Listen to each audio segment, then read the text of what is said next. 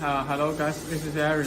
I'm in factory now, and I'm going to introduce you guys how this 3 kilowatt high frequency inverter function in real life.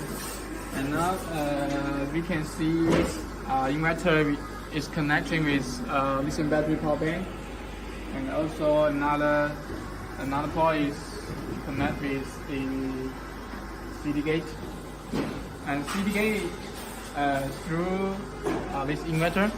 Come on, keep close. You can see the CD gate is connect with the inverter, and through the inverter, you charge to the lithium battery, and this is through the positive port and the negative port to charge with the power bank. And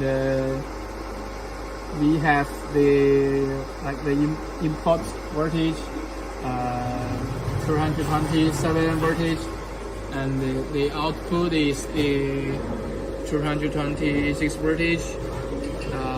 We can see all the function data on this LED screen.